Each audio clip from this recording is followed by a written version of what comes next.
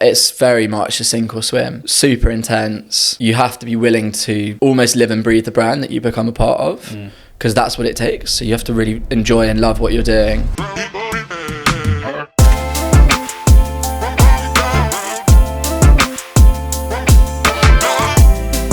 I think I had to learn very quickly that like I wasn't top dog. How important it is to not burn out and to be really mindful of that and to take lots of rest. But sometimes that's just not achievable. Sometimes you just got to pull your socks up and get on with it. I think there's a mistake that people make in business, particularly startups, that you're trying to please everyone, and that's the worst thing to do. It's supposed to be cucumber flavoured punchy cans, Right. And they were full of cold brew coffee. One of the biggest things I learned in that period was no one can be there for you if they don't know you're having a shit time. My issue was that I didn't know I was having a shit time. Sam, how are you? Very good. How are you? Very well. Absolute pleasure to have you down. How's 2023 been for you? Oh, it's been a mental year, to be honest, as is any early stage startup life, but it's been good, highs and lows, but we've come out the other side of it really well, I think. Amazing. Very I happy think with a the lot of progress. people are in the same position. Yeah, I'm ready So for a break, don't get me wrong. Yeah. It's been an intense year, but a good one.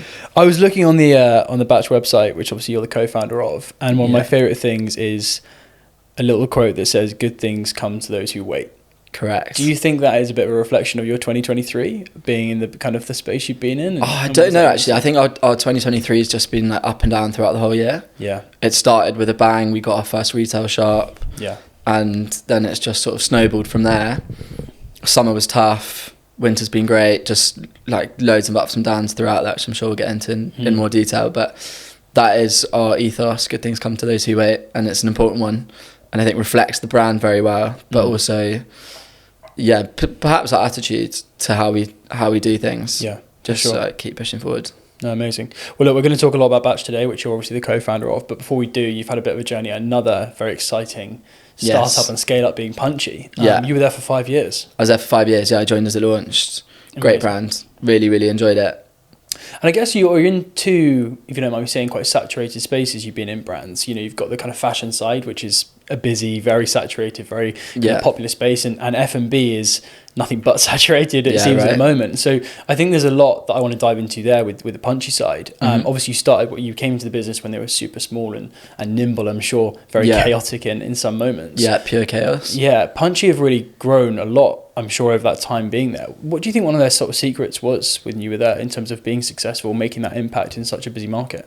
I think having been in the drinks industry and a lot of people, part of the reason it's so saturated is because everyone eats and drinks. And I think it's quite an easy thing for someone to reach to that's maybe not happy in their job. And the first thing they want to do is go and start a drinks brand. But what Punchy did really well, and Paddy and Charlie who founded it, was found an actual gap in the market and then went and exploited that and kept it very niche and started something new. But simultaneously to that, worked out exactly who that fit. So it actually started out as a non-alcoholic rum punch and an alcoholic rum punch. So you had the two that went together, and it was just as this wave of non-drinkers was starting to take momentum, following on from Seedlip, who sort of carved the way, and realised that there was this space to have something that someone who drinks could enjoy alongside something for someone that doesn't drink could enjoy, and you could share the same experience and the same flavours and still feel adult in that moment. And then really whittled down and honed into who that consumer would be and how the brand should visually represent itself to that consumer, what flavours should go with it, etc. So started very specified and worked out exactly who that was, and I think that gave Punchy the platform to really kick on and start with the right mindset, and worked out that, you know, that the UK doesn't need another hard seltzer and they're not going to be able to compete with the big US brands who have loads and loads of money. So if you don't have loads of money and you're already going into a saturated market, you've got to find another way to stand out. And I guess one question I have for you, because you spent 5 years at Punchy? 5 years, yeah. Do you think that environment of a business and a brand is for everyone? You know, I think a lot of people want to dive into startups in whatever role it might be, whether it be in the marketing side or the kind of customer service side or on the product side, whatever it might be. Yeah. You've obviously, you know, you're a veteran of the startup space, if you don't mind me saying. But you're close to it, right? You've been part of, you know, one amazing brand and now you're building your own thing. I think that's, you know, anything but a huge success. So Do you think that environment is really for everyone? And do you think that it's a very difficult environment to be yourself in? It's very much a sink or swim, right? Yeah. It's like super intense. You have to be willing to almost live and breathe the brand that you become a part of, because that's what it takes. So you have to really enjoy and love what you're doing. You're not going to work a traditional 9 to 5. Yeah. You're not going to get to a Friday afternoon and be like, God, I've got so much energy to go and do loads of stuff this weekend, because you've not far off burnt yourself out during the week before, because it's super intense and it's constantly changing. But for some people, that's exactly what you want. And for me, it was perfect. Like, I'm probably quite far down the ADHD spectrum. So having something that's constantly changing as a role, where there's a new thing coming in each day and you take on lots of different challenges simultaneously, rather than become super specialized in one thing, and there's less pressure on you and you get your hand held through that. So like, these are the problems we've got. How many can you solve and how quickly can you solve them? And you don't get to the end of the day and it's like, that's the day done. Yeah. Because you can always do more and there's further to push that task, and you have to then become quite strict at setting your own boundaries and working out when the day finishes and when the day starts and when the day finishes. So I don't think it is for everyone. I think it's great for a lot of people, and if you thrive in it, you really thrive in it and you really love what you're doing. And it always have you heard of the Japanese phrase ikigai? I have, yeah. So it's a great way to like start that process if you're thinking about getting to the startup world. Yeah. Just for those who don't, do you want to explain? Yeah, so ikigai is a Japanese term which essentially is your calling in life. And it's the cross-section of 4 Venn diagrams, or 4 circles within a large Venn diagram. And it's what you're good at, what you love doing, what makes you money, and what's good for the world. And if you can find something that fulfills 3 of those, then that's a really good thing to do. You can find something that fulfills all 4. That's your ikigai, that's your calling in life. Yeah. So it's a great place to start looking and working out, like, if you wanted to get into a startup, you wanted to get involved in a startup, how many of those boxes does it fill? And I would say if it's not more than 2, it's going to be pretty tough. Yeah. And do you think that, particularly in that startup environment, it's really important to have that idea? Because if it's 1 or even 2, maybe it's too much in a way. I think so, because like I said, you have to then become passionate about it. Yeah. And it's quite hard to become passionate about something that's either not making you money and you're not good at, or it's not good for the world, or whatever it might be. If you're missing 2 of those things, then I don't know, I think you're going to struggle to become really, really passionate about whatever it is you're doing. Yeah. If you lose one of those things, fine. Like, if it's making you money, you're good at it, and it's good for the world, that's a pretty good starting point, or whatever the combination of the 4 is that works for you. And did you find that Punchy? Yeah, I did. It was there, it was whole? I don't think it was all 4, but I think that's what sort of gave me the space to then start thinking about what I might do next, and what I think I found with Batch now. Amazing. And what was your biggest struggle at Punchy? You know, because I think there's hopefully a lot of people that listen to this that are maybe in that startup environment. Yeah. I know loads of people in the F&B space who are trying to build their own thing, or they're part of amazing brands, and you know, some of our team at 303 have been in that place. But what was your biggest struggle through that kind of time? What was the biggest challenge for you in working in that environment? I think I had to learn very quickly that like, I wasn't top dog, if that made sense. So I'm very opinionated. I come in with loads of energy and loads of steam, and I had to learn to measure that and actually sort of, and I learned the hard way. It took me a while to pick that up, and found myself in arguments with the founders that didn't need to happen, because ultimately it wasn't my decision to make. Interesting. So, was that early on, or was that kind of as you were spending more time there? When you bit of both, because I joined as it launched. Of course, I was very much part of the founding team, but I wasn't a founder, if that made sense. And Which is a hard place to be. It was a hard place to be, and it was actually a really good learning curve for me going into business, to work out, like, if you're not the decision maker, then you need to measure your opinion slightly, and you're well within your right to give over an opinion, and it may be the better way of doing things, but in reality, like, steady on there. It's not your decision to make. Work out when to give it, when to not, pick your battles, etc. And that is something that I'm still learning, moving into the next stage. But it's slightly different when it's your decision, or it's you and your co-founder's decision, or whatever. So that was definitely a challenge for me. It's just sort of measuring that, working out how to get along with people, and And how did you overcome that challenge? Like, what was it? I think it was a process thing and being a process thing. First thing is like being aware of it. Yeah. Second thing is like realizing that doesn't necessarily make your life easier. also like being pedantic and a control freak, which are two traits that I have. Yeah. It's like, I don't know, there's two ways of doing something that will end up giving you the same result, and one might be a slightly longer way than the other, but does it really matter? And I've got a very ops mindset and very logical and very strategic, and so I'm always like, it has to be the best way of doing it. It has to be the most efficient way of doing it. Sometimes that's not possible, and a lot of the time you have to let other people learn that. You have to also recognise that you might have not got that quite right. I think the list goes on. Yeah. So yeah, part and parcel of just like an experience thing, as opposed to, here are some things that I'm going to work on doing to fix that. Yeah, for sure. It's like, be aware of it, and then learn that, like, actually. And never forget, in a way, right? Never remember that that's kind of how you once were, and I'm sure now in your current position you might have had it the other way, from the other side of the fence, which is probably quite interesting to be a part of. Yeah, big time. What was something you were really proud of at Punchy? I'm sure in 5 years you must have achieved a lot, going from where you were to kind of where it was when you left, but you must have something that really stands out as an achievement.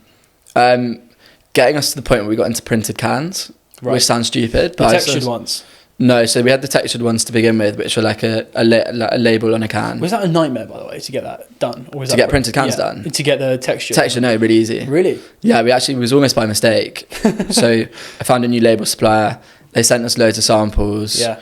We had this idea in our head of what we wanted. Yeah. And then there was this like wine bottle label that it's basically just like sand, and then it's got a vinyl coat over the top. Oh, it's like sandpaper with... Effectively. Oh, right. Interesting. And we're like, ooh, that's quite nice actually. Let's see if we can make that work. And it wasn't that much more expensive. Yeah. And we did it, and it was actually a bit 50-50. Well, it wasn't. There's probably like 5% of people that felt it, and it was that same feeling of someone running their fingers down a chalkboard. Yeah. Like, it made their skin crawl. Like, they couldn't touch a can. Really? Yeah, I remember my girlfriend at the time. Because it was all over the can as well, right? It was all over the can. Really, so there's no other way of picking it up. And we had this party, and there were like a few people that were holding cans with tissues. So they literally couldn't touch it. They're like, is this the right thing to do? But that was also quite a nice way of etching out the name in the market. Going back to one of the earlier questions, is like, find little ways to stand out that don't cost you a lot more. I think there's a mistake that people make in business, particularly startups, that you're trying to please everyone, and that's the worst thing to do. Like, you want to be a bit Marmite, because that's how you generate attention. That's what people remember. That's what people talk about. That sort of age-old phrase, there's no such thing as bad press, is, I think, true. You want, like, it's almost the people that hate it that do more for your brand in the early stage. As long as you've got more people that love it than hate it, that's great. But the people that hate it will talk about it, and they'll tell you how much they hate it.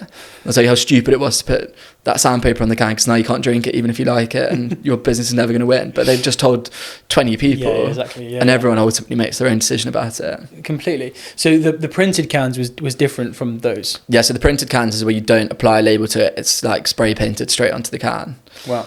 And that's a massive achievement, because you have to get to a certain number of cans being produced in order to do that, but then it starts to unlock like economies of scale. Yeah, completely. Yeah, you can get into, like, often supermarkets, for example, wouldn't take it if it's got a label attached. Some of the bigger retailers want printed cans. It's just easier, it works better. So yeah, that was a cool achievement to get to that point, and not my sole achievement, because you have to get the sales to get to. But in order to level up to that level of production, which starts to unlock things that actually work, there's a lot of cowboy manufacturers in the UK for cans particularly. And it was just like pulling your hair out on a daily basis. When you say cowboy, do you mean sort of like difficult, dishonest, unhygienic? Really? We had that would just get things wrong the whole time. We had a pallet of cans that had coffee in. So they were supposed to be, they had your branding on it? Supposed to be cucumber flavoured punchy cans, right? And they were full of cold brew coffee. Just one pallet. One pallet. They got distributed around the network. Oh my god! And so people some went to customers. Oh my god! Some were still in the warehouse, but it was just like, it wasn't far off doing a product recall, but we managed to fish them out and get past that. From my understanding, how many cans are on a pallet? 4,000. 4,000 cans. were meant to be cucumber. Yeah. What is it? Cucumber, like cucumber and yuzu. Amazing. Soft drink. Refresher. Yeah. And they got coffee. Yeah. Right. So what was that? But how did you figure that out? How did you know that had happened? Because you started getting complaints about it. I find that was and then they traced it back, and it was like, this is the only thing that could have happened. But the problem is, if you're expecting a cucumber flavored drink and it's got coffee in it, you don't taste coffee. You just think it's like soiled. Yes. Yeah. Unless it's such a contrast of expectation to flavor that you have to have like a really strong palate to be able to pick that out and be like, this is actually coffee. Yeah, because it's in a can where you can't see it, and also you can't really smell it as well when you smell it. And then you pour it out and it's black, and you're like, what the fuck? And do you remember that kind of period for a couple of days, couple of weeks? Yeah, a couple of weeks where we're like, oh god, this is really bad news. And startups are so fragile that something as small as that can tip you over the edge and send you bust, basically. Yeah. So yeah, there were a few moments, various moments like that, working with small stage canning suppliers, and I feel it's actually starting to get better because the Cowboys are now going out of business. Yeah.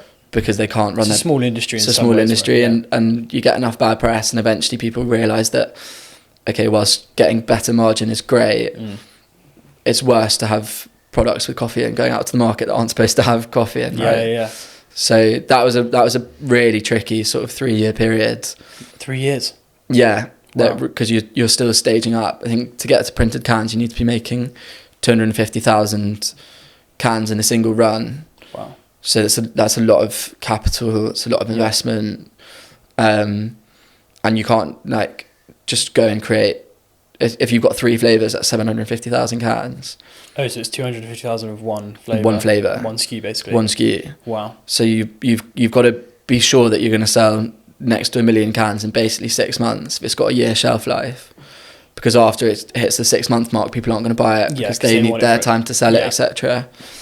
So you've got to either back yourself that you've got the right contacts and the ability to go and do that, and enough money to begin with, because it's a massive upfront investment, or you've got to level up slowly to get to that stage and go through the sort of quagmire of cowboy producers to get there. Yeah, for sure. And you were at Punchy during COVID times, right, and lockdown. I guess that period of time as well. Mm-hmm. What was that kind of like for the brand? Tough, man. It's tough for any brand, really. But managed to make it through, just sort of cut as many costs as we could. Tried to then refocus on online store. Yeah. Whereas actually there was quite a big pivot moment at that point in time when COVID hit. Yes. Where we hadn't really like properly built an online shop. Mm-hmm. So it was like, oh, what are we going to do now? You weren't the only one, by the way. We had a lot of people. I'm sure you had loads of people. We need an online store in 2 days. So we built that and then started getting it out there into the world. And luckily we'd just established enough that enough people knew about the brand, liked it, tried it before, and were sort of ready and waiting to have that nice cocktail you can mix at home if you to add booze to it, or a soft drink or whatever it was. So use that to support the business, and equally weren't too established that we were super dependent on what do you call it, on trade, restaurants, cafes, bars, of which there were lots of people that were like Sandal's Cold Brew Coffee, who'd been around for years, and they were in Soho House on tap and doing amazingly well. But I think 80% of their revenue came from on trades. Wow. So you cut that out, and you've got this team to support that you now can't afford, and business collapses. So it's a crazy time. They were a really nicely established brand that went bust basically overnight. Yeah. Wow. Sad. Really but there were lots of people that were in that. And I think post-COVID, people have wised up to that a bit and realised that like small, well, it's not small, but like the macroeconomic effect of things that are going on in the world, if you haven't spread your revenue channels across lots of different things, will send you bust. Yeah. So I think people are much more aware of that, and they're, everyone's got an online store that's functioning now. It's not an afterthought anymore for any new brand. It's and even the existing brands, it's a key part of the portfolio. So you've got, even if it's in a small proportion, it's still there. 100%. Mega. So what made you move away from Punchy? So I actually got to the point where I'd kind of reached a ceiling in what I was doing. So in operations, it's very process driven. I'd put a lot of the processes in place, and the next growth stage for me would have been us getting a supermarket listing, going heavily international, and we weren't quite there yet. That was a few years away. So simultaneously, I then had this need for a casual suit and couldn't find any good ones. Started talking about it at like a few barbecues and dinner parties, and just sort of floating out the idea that if anyone else had a similar problem. Yeah. Turned out they had. So those two things both sort of came at the same time. Then spoke to Julian, who's my co-founder, and said, look, I've got this idea. What do you think? Is this something you'd be interested in getting involved in? And we started doing some more research into it.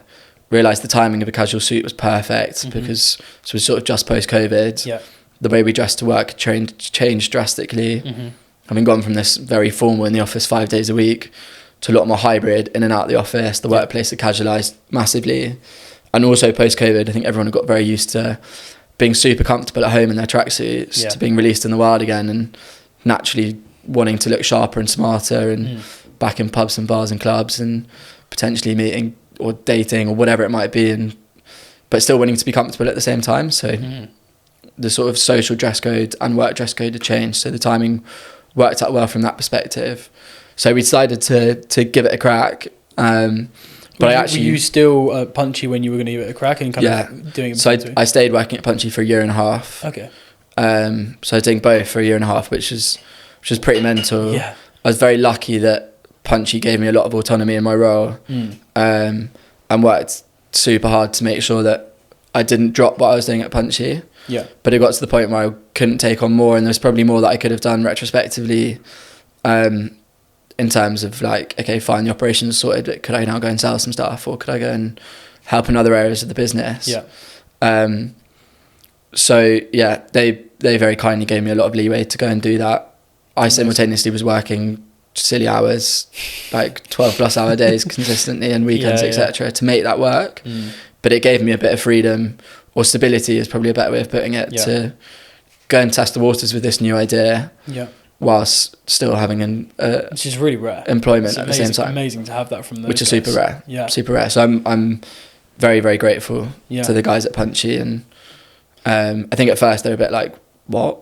And then they were like, actually, do we want to promote entrepreneurialism within the company? What sort of culture do we want to have? Do we want to push people to do better? And I think realised that's sort of how they started the business as well. Yeah. Also, they started Punchy. Yeah. So to then hold someone back from doing that would be quite contradictory. Yeah. Albeit possibly through gritted teeth at times, because it's a startup and you need everyone functioning. Yeah. So it's a difficult balance to get. It's a really difficult balance to get, and I think got away with it because I was doing 100% of my job to the full extent. Yeah. It's almost a good agreement that you played your part in. Yeah. And what made you want to get a co-founder? Because I think it's always interesting. Obviously, I know lots of brand owners and co-founders and people who've done things by themselves. I think everyone always has a different response to this. But were you always thinking I need to go on this journey with someone else, or were you thinking I could do this by myself? What was the thought? I think it was just an experience of having been in startups for 5 years. Okay. And met lots of founders, met lots of solo founders, met lots of people that had co-founders, one or multiple, and just very, very clear to me right from the start that it's not something you want to do on your own. Yeah. You want someone not actually really to share the lows with, it's more to share the highs with. Interesting. Because lows you can share with friends, family, etc., but no one will really understand the achievements that you have unless they're in the business with you. Yeah. And as much as you can like go to your mum, you're like, oh, we've just won a listing of the pub group. She's like, oh, that's great, well done.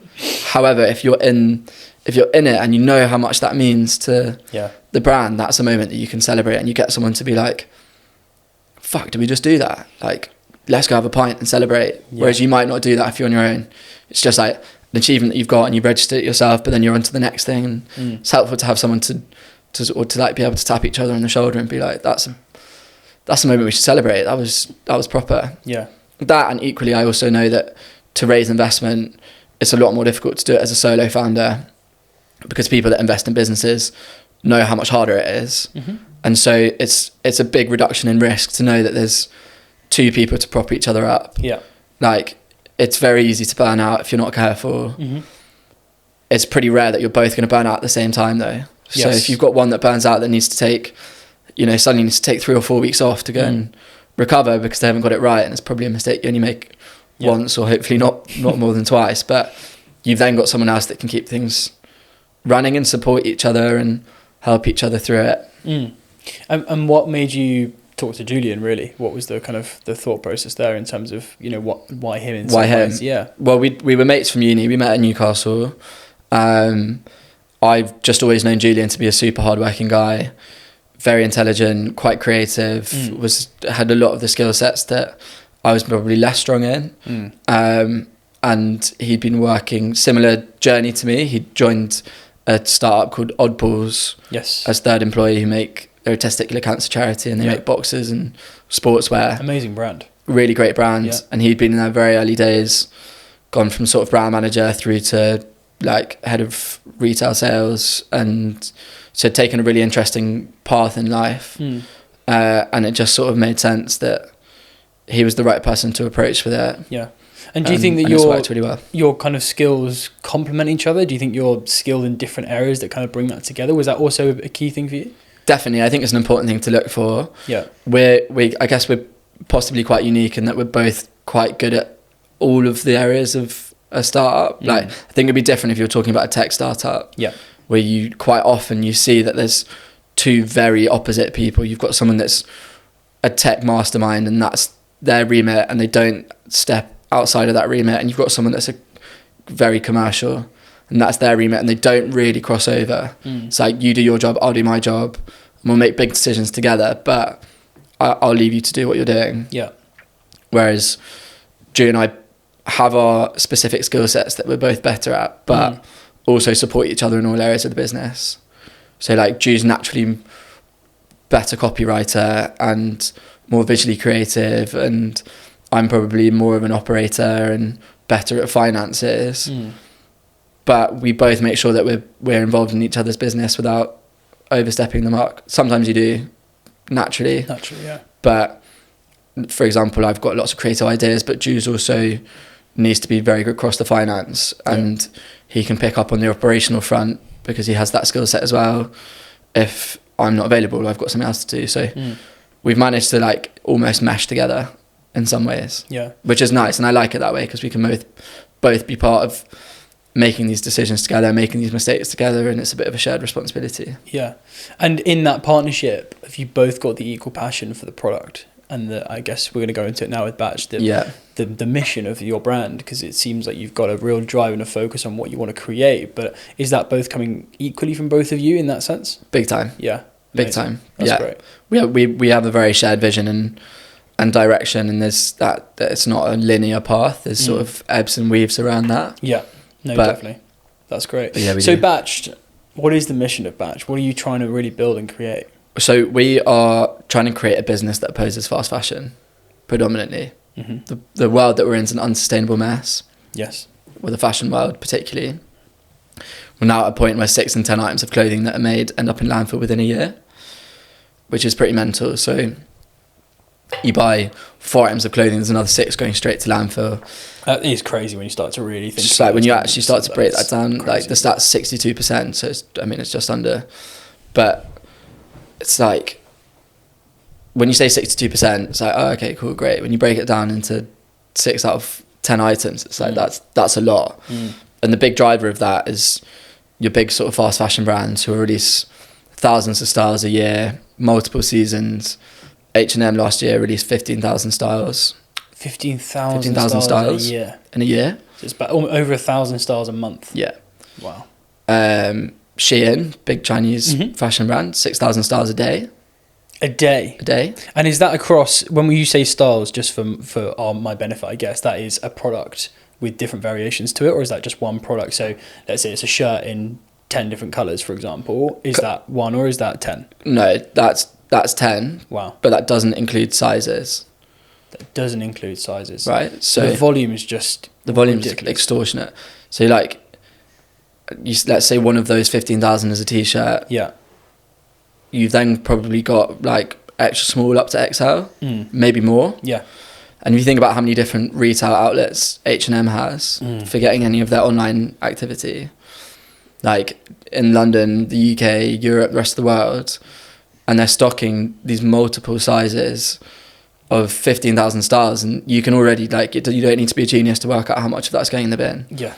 And they'll probably trend forecast at least 12 months, more like 24 months ahead of time. And yes, you can get good at trend forecasting, but ultimately you're guessing what's going to land. And if it doesn't land for whatever reason, they'll discount it. If that doesn't sell, it goes straight to landfill. So before anyone's even touched it, it's going straight to the bin. Wow. So 70% of fashion waste is from upstream production, which is basically everything that goes into making a product before it's in the consumer's hands, from producing the materials, dyeing it, growing cotton, whatever it might be, all the wastage that goes alongside it. And like, it's just mental. I could go on and on with hitting you with stats, but it's crazy. They reckon by 2050, 25% of the world's carbon budget would be taken up by the fashion industry, which is second only to oil. Now, obviously, you've got a mission in trying to change this. Yes. But before we go into that, are other people really trying to change this? And what I mean by that is you see, and it's something I want to talk to you about, is how brands are trying to jump on "we are sustainable" in quotation marks when actually they're not. Yeah. And they think that consumers are going to engage with that. From your perspective, these bigger fashion houses, are they doing anything to fix these problems, or is it realistically a front? It's hard to say, because I don't want to like put people down for trying to start somewhere. And having these green initiatives, having these resale platforms, like, good, you've started. The Depop's of the world that, you know. But I mean, even like Shein have launched a resale platform. Yeah. It is greenwashing ultimately. If you really think about it, it's like, who's going to resell their £3 bikini on it's not worth their Shein? time. Like, it's just pointless. It's a waste of time. So yes, it is greenwashing. However, it's like, at least people are starting to do something. They're not just completely turning a blind eye. So I don't want to like shoot it down too much. People are starting, but the amount of greenwashing there is in the industry is mental.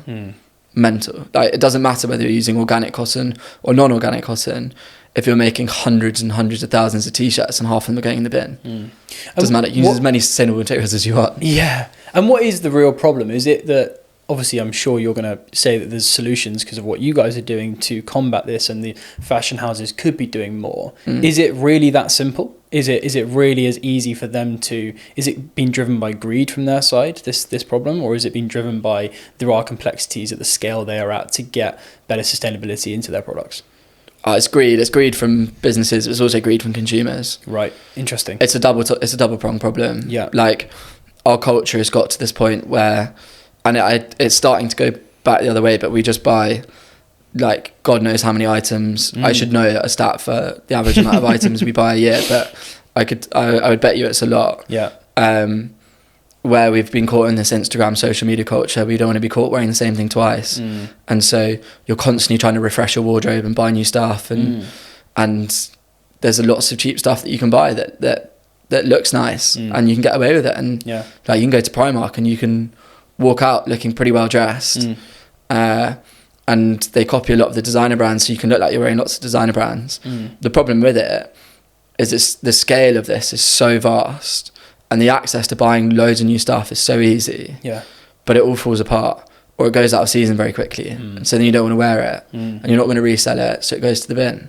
Is the problem just almost too big in some capacities, like at that scale? Because you've got, I agree with it. It's really interesting what you're saying around not just throwing it back to the brands, but in the consumer's eyes as well. Like, they are fueling the fire in, supply demand, right? Massively. Is that just, I love what you guys are doing and how you're trying to make impact there, but is the actual challenge we've got to change the consumer's behavior before the fashion houses really try and make an impact? Because they're always reacting to what's happening, right? You spoke about trend forecasting. They're just going to react to what people are buying. 100%. If everyone stopped buying at the scale they did, they would change tomorrow, right? It's got to be both sides though. Yeah. So like, what we're doing, we make our clothes to order. If you only make exactly what you need, you cut all of that overproduction problem. Yeah. But in order for consumers to start demanding made-to-order clothes, they need to understand it.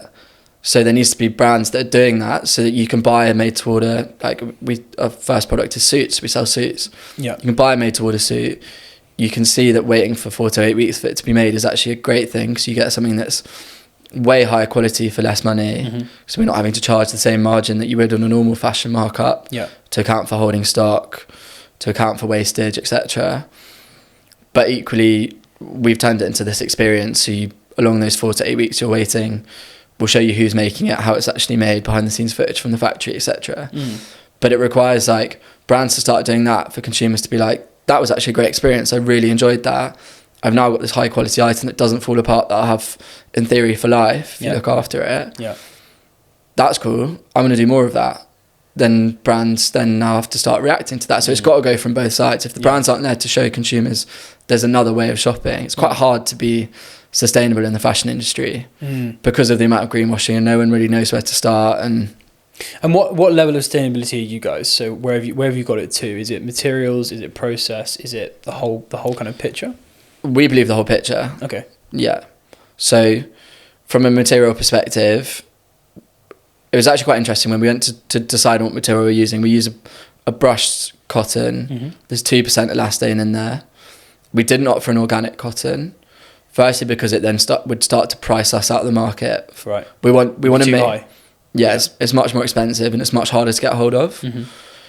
We wanted to make sustainable fashion accessible. Yeah. By making to order, that is the most sustainable way that you can manufacture. The wastage is almost zero. Because of the craftsmanship, because of the detail. Because of the craftsmanship, because you're not making stuff that doesn't sell. Yeah. And as a result, it's much easier to work out how much cotton you need to buy ahead of time. By adding 2% elastane, it's a really interesting one because it makes it much more difficult to recycle when you add elastane. What is elastane, just for my benefit?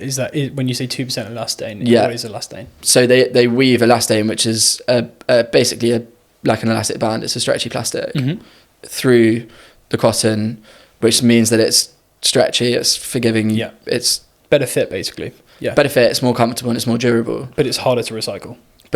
Harder to recycle. So when you were sitting there and being like, oh, should we do that? It makes it harder to recycle. And then just sort of dawned on us that why are we making clothes to recycle?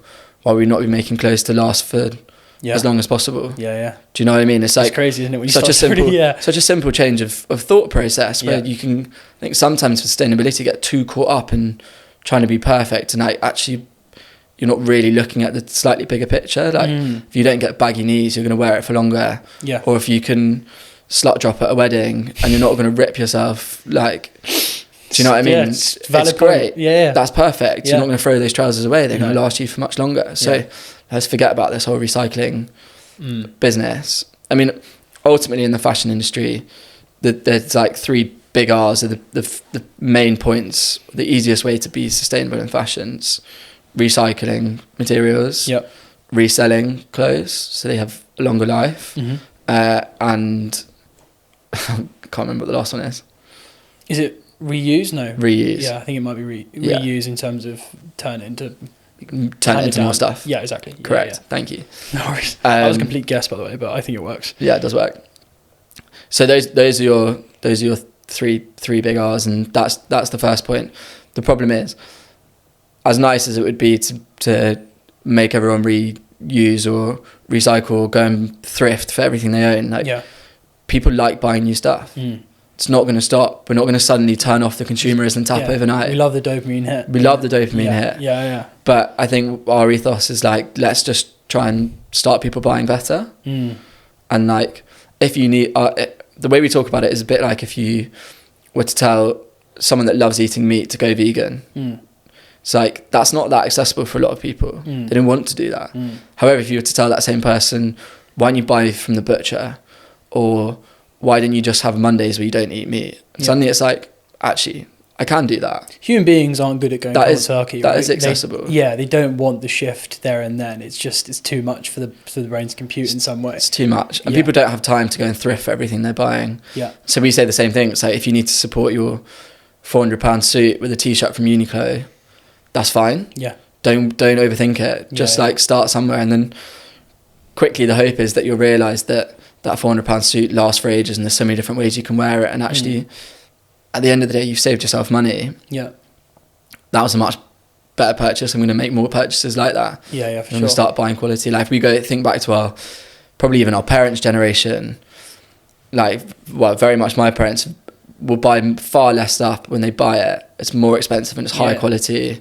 I mean, my parents have got stuff for 30, 40 years in the cupboard still, and I think that is one generational issue is with this fast fashion piece, is that as you say, you know, you're just not buying it in the way of thinking, right, how long is that actually going to last? You know, you see all the TikTok. I saw one the other day with, I think there's a girl in a store buying a bag, and it's like £100 bag, and she's trying to work out the cost per usage and all that kind of stuff. But like, it's kind of funny, you laugh about it. You actually go, well, actually, that's clever. Yeah, but if you buy things that are, you know, you're investing more into them, particularly, I think it's easier to think about when it's formal wear, in my opinion. You know, I've got one semi-bespoke suit, and I've got a couple of pairs of bespoke trousers. Just generally, I don't, as you can tell, you look a lot better than me today, so like I don't wear it frequently. We'll sort that out. Yeah, perfect. I live in like Lululemon joggers and t-shirts, and that's kind of my life. I'm comfortable in it, and you know, a lot of people have a problem with it, but whatever. But like, I think that naturally for me, I always go, if it's formal, I need to invest more in that in my brain. But I think there's a slight shift that I like that Batch is doing, is like there's a bit of like, you know, smart casual, even casual, where you can still reinvest in there because you're to spend a little bit more. You can actually get a lot more out of it that you enjoy, you know. And I think that's where I'm excited by Batch, because I think there is a definite space in that. Am I right in saying, is that kind of the thought process for you guys? Absolutely right. Like our long-term vision, our dream is to be the go-to made-to-order clothing brand in the world. Amazing. So like, that's where we want to take it. We want to change consumer habits and build this community of people that buy into that. Starting with a suit has worked really nicely in our favour, and it was kind of like, that was reverse engineered. Yeah. So starting with the suit was clever, but it wasn't clever because the suit came before this idea of making to order and trying to fight fast fashion. Yes. So that was the original need. Casual suit, couldn't find one. But as it's turned out, it's worked really in our favour because, firstly, like suiting, tailoring, it's something that people are generally used to waiting to be made. If you were to go and get a suit made to measure, you would wait for it and you buy into that experience. So that's worked really nicely in our favour. But equally, what we've created and what was always part of the vision was to have something that you can wear in lots of different ways. Yes. You dress it up to look smart, dress it down to look casual, wear just the jacket, just the trousers, and basically style it in infinite different ways that it always feels like a fresh item in your wardrobe. Yeah. So that cost per use suddenly decreases massively because you're not just buying one item. You're buying something smart, something casual. Do you know what I mean? It's just the use cases are infinite. So when you start to add up, like if you were to buy a smart outfit, casual outfit, like you quite quickly are spending a lot more money than you would be to buy this capsule item you don't have to think about, you can throw on, you know you're going to look good. And it works with lots of things in your wardrobe. Makes a lot of sense. And so getting people to start that journey into made-to-order fashion, that's a really nice way to do it. Yeah, and as we start to introduce new products, right? You're slowly moving, as you said before, you're edging them in to get that experience. Because there is, again, I've got a few things that I would call semi-bespoke and bespoke, but there is like a massive difference. Like when you have it, when you experience it, like it's kind of hard to explain, and a lot of people will be like, you're just taking the piss, but like there is generally a difference in that, and it's worth the wait. It's like waiting for stuff. You get more excited by it, you're more proud about it, you take care of it better, like all those other things. Good things come to those that wait. There you go. I thought you were going to say that. But there is that piece by it, right? But I think that, like you say, I love the approach that you guys are going down of going, right, we can't just ram this down the throat, you know? And that leads me on to something I want to ask you about in terms of the way that you're positioning Batch as you are a sustainable brand, but it doesn't seem like you're leading with sustainability all the time. You're leading with the product and what you're about and who you're for. Do you think that consumers are slightly turning off to being told about brands being sustainable all the time? It's just not the way to go about it. Yeah. Like, you're absolutely right. Consumers, if you lead with a stat about how bad the world is, consumers put their head in the sand. I do it. Like, I hate watching the news now. Yeah. I just don't. It's like almost on a need to know basis. Which, I'm like, because it's so negative and it's such a negative energy, and it's the same with sustainability. As soon as you tell someone like how bad the world is, you switch off to it, and like it doesn't really matter what comes next. You're not really listening. However, if you to flip that on its head and be like, this product's amazing because of this, this, and this. Yeah. Oh, and by the way, as a result of that, it's also really sustainable. So you buy into the product first, and then it makes you feel good because it's sustainable, and that's what keeps you coming back. That's what makes you want to tell all your friends about it. So I think when we talk about sustainability and marketing, like it should always be product led first, and work out why that sustainable product is better to then follow it up with, you know, why that's good for the world. Like even if you look at, I don't know, Ocean Bottle's a really great sustainable brand that have done really well. They're great. Same thing. Yeah. It talks about how amazing the product is first, and like the quality of it, like the reuse and how amazing that is, and then it's like, and by the way, we're cleaning up the ocean in the same breath. So because I think for some brands, like, it's kind of got to be a given soon. I think in the next 5 years, this is just my opinion from obviously the work that we do at 303, but like my view is that consumers are just going to think that you are that, and if you're not, it's just like, what the hell, you know, almost like it's going to be the norm, which is great. It's like a hygiene factor. Exactly, yeah. It's great. That's a great example, but like, it's great that we're in that place, because I do think that particularly for, you know, for you guys, it would be an easy option, and I'll use quotation marks, but lazy marketing to be like sustainability, because people are just like, well, everyone is like, what makes you different? But you mentioned something before about the kind of batch experience when someone does get a product from you, because you do some clever stuff on recording the process and the way that it goes through. I'd love to hear more about that. Yeah, absolutely. I mean, just to go back 1 second. So when you talk about sustainability and consumers, we did loads of market research at the start to work out, do we lead with sustainability or do we lead with this idea that you've got a product you can wear in lots of different ways and how versatile that is? Yeah. And if you ask people how much they care about sustainability, I think it was like 91 to 93% of the respondents said 5 out of 5. The rest were 4 out of 5 in terms of how much they care. And then you ask people, when you make your purchase decision, what influences that? And you've got price, quality, customer service, speed delivery, value for money, list goes on. Yeah. Sustainability slid down to 5 or 6 on the list for... It's interesting. Yeah, I think there was 30% of respondents that put 3 or above. Because it's almost like they care, but they're not quite willing to pay much more for it. They care, but when they're like, who's going to fill out a form and say, don't care about sustainability? Yeah, no one's gonna do you know what I mean? Yeah, it's just like, that's so against the curve. Yeah. So whilst it feels like everyone's super interested in it and they're really engaged in sustainability, it's not what's going to sell you products, and that's not how you're then going to grow a brand that's going to make an impact on the world. So it's like, flip it back the other way. But back to the question that you asked, I think it's also because we're asking people to wait for 4 to 8 weeks for something to be made, rather than that being our biggest flaw in this world where, particularly in fashion, we want things now. How can we encourage people that there's more behind it and to turn that into an experience? So we call it the batch model experience, where once you've bought into it, we then take you on a journey over those 4 to 8 weeks into who's making it, how it's actually made, behind the scenes footage from the factory. Of your actual piece getting made? Not quite yet. It's of that batch being made. Oh, wow, amazing. So we hence the name Batch London. Yeah. We put the suits on sale, we collate orders over the course of a month, and then at the end of the month we place that order to be delivered at the end of the next month. That's great. We don't quite have the bandwidth yet to film each individual item. Yeah. That's a long-term vision and is exactly where we want to get to, but it's very complex. Very complex. Yeah. So at the moment we'll show you that specific batch being made and we'll tell you at which point in the journey it's at. And actually, I mean, part of the big driver of that was one, to fill that void of how to keep customers engaged whilst they're waiting for something to be made, so they really love it and they're really engaged in the process. But the other side was for both Julian and I, not coming from a tailoring background, seeing how many processes something goes through, a jacket or a pair of trousers, to get to the final product, and how many different hands it passes through, and how much of it is done by hand, and how many different machines are used, and the skill. And suddenly you're like, how do we not know this? This is mental. Yeah. Like, your perceived value of something when you know what's gone into it is so much higher. And so our hope then is you'll care for it more, you'll want to look after it better, it will last for longer, and just in that process alone, you're becoming more sustainable as you go. You're helping a consumer become more sustainable. And it's a great experience and a reason to buy something and wait for it. Yeah.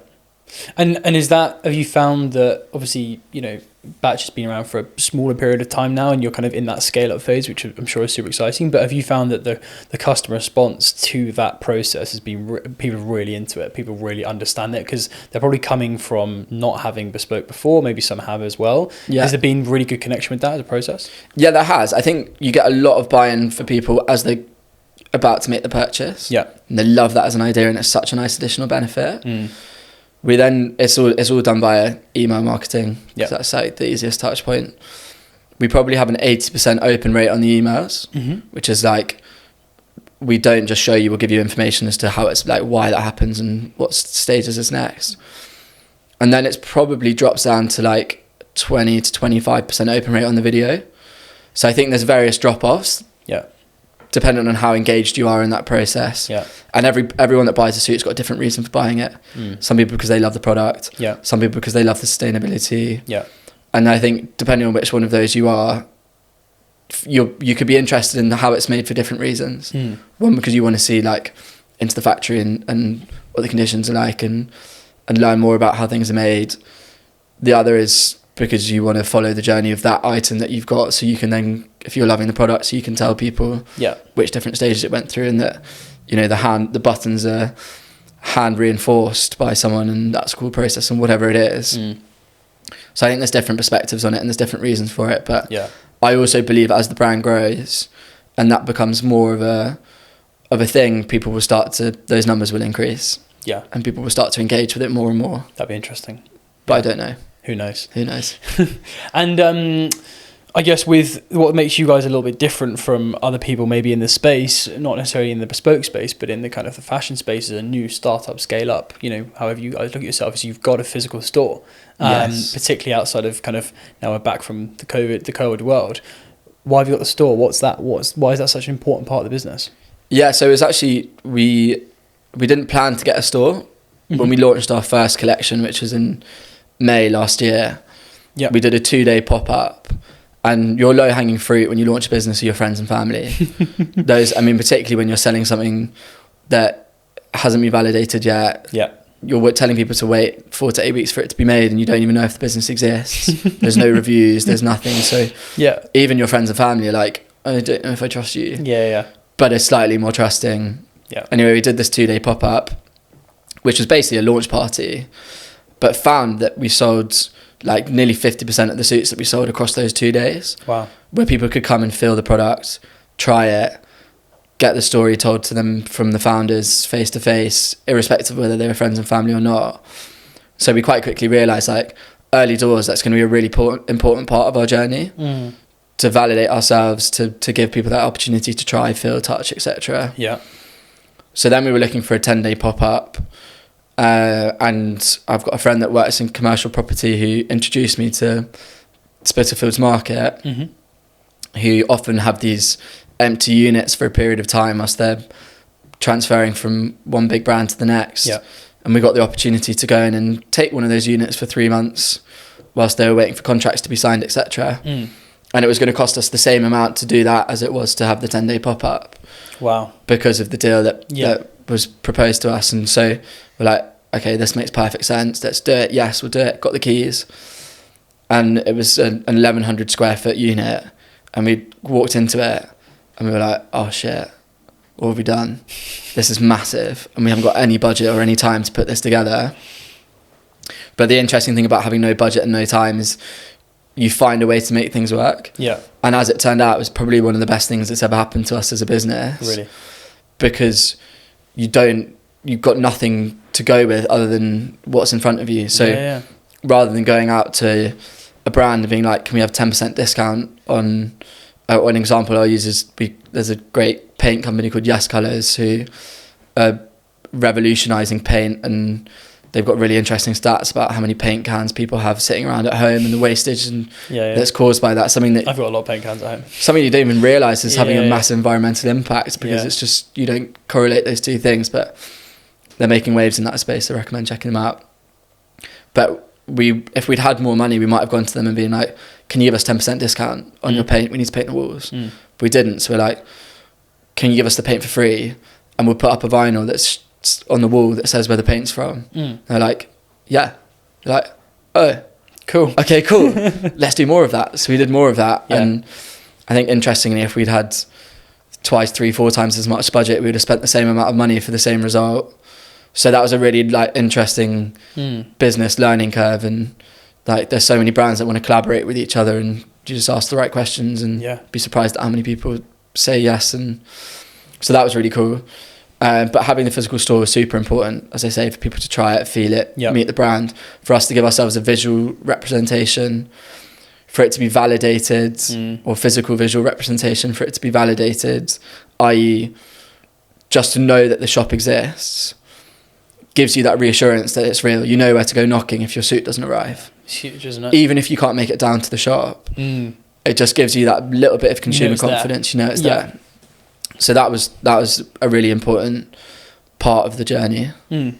And do you think that that's always going to be, obviously I'm sure there's so many growth plans for you guys in mind, do you think that's always going to be a really key pillar to have, expanding that physical presence as well, in terms of as you continue to grow, be it internationally, be it within the UK? Do you think that's going to have to be something you always maintain in terms of, as you start to scale up, it's probably going to be more sites? Or do you think that's 100%? Yeah, 100%. And I think it will be a really pivotal part of our growth and expansion plan. Yeah. The real growth comes from the online business though. So challenge that we have at the moment is having a physical store and having this amazing fit experience and pushing people to come down to the shop is almost a double-edged sword, because it's becomes contradictory to encouraging people to check out online. Yeah. Because either you want the full experience, or I think we've got to be careful with how we market it, because a lot of people at the moment think that they won't be able to find a suit that fits them without coming for a fitting, which is not actually true. Right. The suits are off the peg sizing, and we can measure someone up with 4 questions. Right. The same way that we would do it in shop. The only thing you miss out on is not being able to meet the founders face to face and feel and touch the material. So that's something that we're trying to work out how to navigate at the moment. Pushing people to the store and inviting people in for fit consultations is a really great way of winning new business and being able to generate custom, but we also need to find a way to keep encouraging people to check out online and giving them the trust to do so, and understand that it's going to be fine. They're going to have a suit that fits them really well because of the way that they're designed, and they've got adjustable waist buckles and all sorts of little features to make sure that's the case. Yeah. So that's going to be an interesting way interesting to see how we keep developing that and keep encouraging people. Part of that is just going to be a timing thing. And the more reviews you see online, and the more you know, it might be that you see your mate wearing a suit and they can reassure you, or you'll be like, what size jacket did you get? Because I know how we compare in size. And it makes it, it's just part of it's a timing thing, part of it's a messaging thing. So well, I'm really excited to see kind of what Batch does, but I do want to talk a little bit more about you. How do you cope with being a day-to-day brand owner now? You spent 5 years at Punchy, you had that transitional period, which I'm sure was an adjustment phase. How do you really see, did it meet your expectations of what you thought it would look and feel like? Obviously, you're really close to the founders at Punchy, which seems amazing, so you had that experience. But how do you cope with it day to day? Do you know what? I feel quite lucky to have gone through the Punchy period first. So being able to be a big part of that without having the risk. So, I mean, obviously there's risk associated. If you don't put your effort in, the business goes bust, and you know, like it doesn't work. You lose your job. So I was able to like take a lot of learnings from that as to what makes a startup tick, what things to be careful of, how to make sure you don't run out of cash, how to go through investment. So I've not found it that stressful, or it's not felt stressful. It probably has taken 10 years off my life, but that's a story for another time. But both me and Julian, having a co-founder, are quite sort of go with it, and it will trust the process, and it will work out. And kind of like a very simplistic formula to running a successful startup is do enough cool shit and survive for long enough. If you can do both of those things, something will happen. You're almost, and that's so simplistic, don't get me wrong. Like there's so much more that needs to go into both of those things happening. But as a result of that, I've not found it too difficult. It's been a tough year, and we've worked really, really hard. 2023. Running a retail store whilst also trying to run an online store and build a brand with a team of 3 is like next to impossible task. And like for the last 2 months, it's been nearly 7 days a week. You know, I think I probably had 3 or 4 days off in a 2-month period.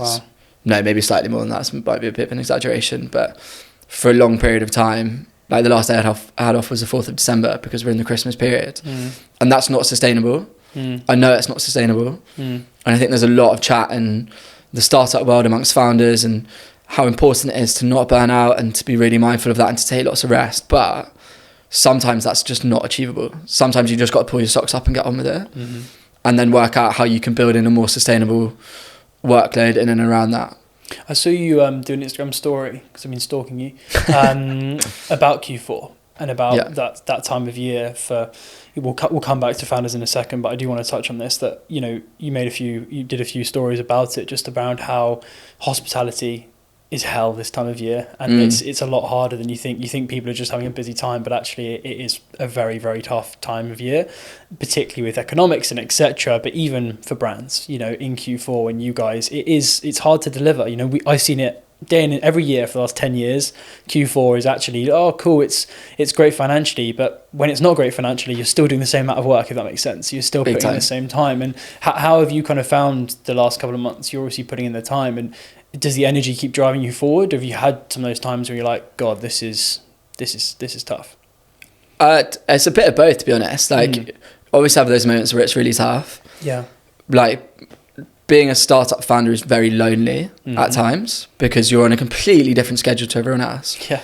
And you're putting all of your energy and decision making into running a business, which means that you don't have as much time to keep up with friends. And it's very much a cycle. Like, if you don't make plans with other people, they don't make plans with you. And so you end up in this, like, almost separating yourself from that. Yeah. So as long as you're aware of that, that's fine, because you know that that's not forever, and friends are always there, and you've always got someone to speak to. And actually, if you took the time to reach out to someone and be like, I'm having a bit of a shit time, everyone's there for you, right? And that is like a really important thing to remember, but it is also very lonely at times.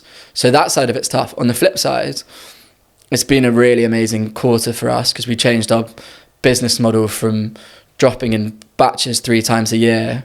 So we'd go from launching a collection, you'd have 3 weeks to buy it, and then we'd close it, manufacture it, and be straight onto the next collection. So there wasn't any breathing room in that. Oh, right. Now we've changed it to an autumn, winter, spring, summer. Awesome. So it's available for 6 months of the year. We're actually in a position where we can go and sell the suits, having marketed them. And it's just given us a bit of breathing room. So that's been great. We've been doing some good sales numbers, so really pleased about that, in quite a tough market. And getting the opportunity to meet loads of customers face to face. And so when things are going well, and like, I would always want them to be further along than they are. And we're having to work, as I said, really, really hard to make things go well. Yeah. It would be nice to be able to sit back a bit more and just watch the sales come to you, or people roll through the door. We're not in that world at the moment. Yeah. Or maybe it's stage of business, or maybe there's other factors, but I think like people have got less money and I think it's being much more frugal. Yeah. It's just like the whole number of factors. But that side's been really like reassuring, and that's given us a lot of confidence, and that's put us in a nice position. So those two things do balance each other out. And I'm taking some time off in January to go and recharge before we as a team work out, like, okay, we've had to send it for 2 months because we're going into a fundraise early next year. And so the glossier the numbers are this year, the easier that makes next year. But we now need to establish how we can run that for 12 months of the year. Yeah. And be be consistent and not burn out, and not, you know, because it's pending, it will happen. Can't do 6-7 days a week for it does, forever. It just doesn't work, and you can't be lonely forever. And I mean, I did, you know, early days of 303, very early days, I was doing like, you know, just stupid hours. I would go and do 3 shoots a day, edit all night, go and do 3 shoots a day, 7 days a week. Like, it's just, and I think that when you're younger and it's just so exciting, you can, there's something about your just mindset, you can just go through that. And I think that now I would struggle to do that now, like just completely struggle, even though it would be as exciting and as innovative or etc. And like, you know, I would have more experience and know what I'm doing. Like now it'd be a lot harder. And you can put energy in other areas. But I think that a lot of founders say to me that they've experienced loneliness. And I think that one question I have for you is that, to define that a little bit more, what does that really mean in your mind? Is that the idea that you don't think other people really know what you're going through? Or is that the fact that you're so in it in your own head and trying to work out for yourself that's difficult? So, like, how can you define that a little bit more? Because I know what you mean. I can understand, but there's probably a lot of people listening that don't understand what that really means. Because when you say lonely, it's like, well, just talk to your co-founder, talk to your best mate, talk to your team. And it's like, my issue sometimes is comprehending things, is really trying to explain it and be like, it's impossible for me to explain what it is. Is it the same for you, or is it different? I think it's always going to be the same to a certain extent, because unless you've lived it, it's very hard to fully understand it. But I think there's probably a multitude of factors that give you that feeling of being lonely. Partly it's like that thought process you have in your own head of like, no one's going to understand. No one's going to really understand what you're going through, and can you be bothered to try and explain it to them, because that takes up energy that you don't really have. And that's probably not necessarily 100% true. I think like a lot of people would understand more, and actually sometimes they don't need to understand. You just need to tell them. And like I went through a really bad period of depression in my last year of uni, so I've had loads of counselling and learnt loads. And one of the biggest things I learnt in that period was no one can be there for you if they don't know you're having a shit time. My issue was that I didn't know I was having a shit time, which was pretty dangerous, but it's quite an important thing. And I think a lot of people miss out on that sometimes. They're like, oh, no one cares about me. And it's like, but do they even know that you're having a bad time? Like, give people some help. Yeah. You know, and also you think you're telling them, you're not telling them the full extent. And like, it's just tough. I mean, I think anyone that tries to build their own business is nuts. Like, I just think they're all nuts. Like, I just think that you've got to be a little bit crazy to do it. Like, I just think you have to be. Like, there's amazing people I've met who built great businesses, people I've met who've had struggle with their businesses. They're all kind of crazy. They're all a little bit loose, but got to have a little bit of a screw loose. You do, and I think that like it's not. You know, I never want to come across as thinking that people that are founders are elitist, but I do think that they sacrifice a hell of a lot that you will never see or understand until you do it. Which is where I think your position is really interesting, because with the Punchy thing, then going into Batch, like you experienced a really interesting scope in such a short period of time. You know, like for me, 10 years, I've had my scope. I've had a few experiences with people I know, etc. But for you, you've seen it all over the place. You've been number 3rd in a team, which I think is one of the most exciting positions to be in, like realistically, because like you don't, like you say, you don't have the risk, but you've got possibly some of the real, like, it's a really exciting place to be in, or being number 2 if it's a single final, whatever it might be. And now you're doing your thing with all that experience, like you're kind of set up in a really nice way with the co-founder, etc., to see where you want to get to. I have a question, because you mentioned a few times around balance. Now, through my Instagram stalking, which I did a lot of for you, my impression of kind of, you know, obviously things you post and some of the things I see, etc., and some of the things of kind of a bit of researching you, I feel like you've got your life balance really right. And I think that's one thing, speaking about founders, is we're always talking about work-life balance. I think if you build a business, you have no work-life balance, personally. I think it's very hard to do. Mine's always been up and down and left and right, and I'm still battling with it today, and I will forever. But for you, it seems that like you're really into the fitness side, but also you've clearly got things that make you happy as much as the business. Am I right? Yeah, definitely. I think it's like, I don't know, happiness isn't as simple as that sometimes. Like, it's just a multitude of factors, but it's definitely something that I put a lot of onus on, is like keeping that balance and recognizing that like I love exercise. Love the gym. I find it really rewarding, gives me a lot of confidence. So that becomes a really key part of my life. And I know from having previous struggles, like pre-founding a business, that my headspace is a lot worse if I'm not exercising properly. I'm also now in a position where I can get away with not doing it for periods of time. Like my gym routine over the last 2 months has been through the floor, and I hate it, but I also know that it's like it will come back, and that's fine. Got a bit more of that mental stability, having had lots of counselling, which I recommend to anyone in the world, and still see a counsellor now, and that helps the loneliness as well, because you've got someone that can talk to that doesn't need to understand. Just ask the right questions, they can just press the right buttons. But having that balance is really key, and again, probably something that's picked up from having lots of counselling.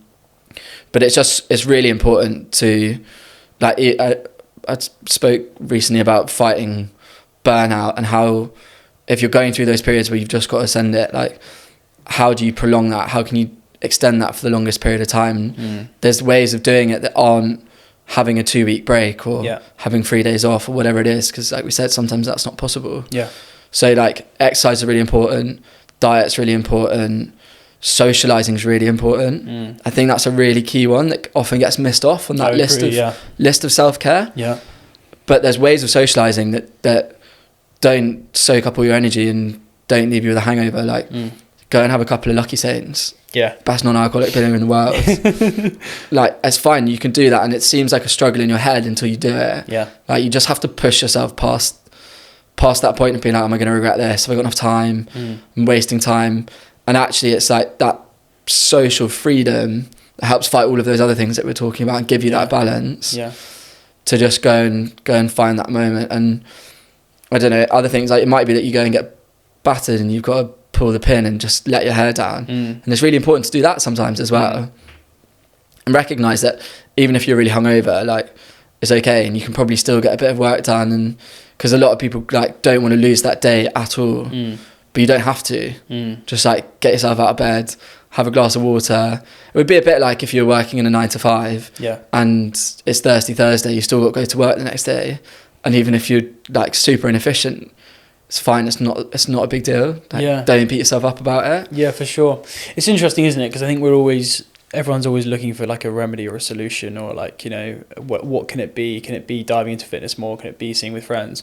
And I think that we're talking about balance, right? And it's almost, we've got to work on getting the right balance. That's a big part of it, I think, is that, you know, you can go and dive into, like, for example, for me, I love going on my bike. I love riding for miles and miles and just listening to stupid podcasts and singing on my bike. Like, not I can sing, but just having a nice time and being a bit free, because I'm addicted to my phone. I'm addicted to technology. For most of my career, I've been staring at cameras and staring at screens. Like, we work in digital. That's what it's been.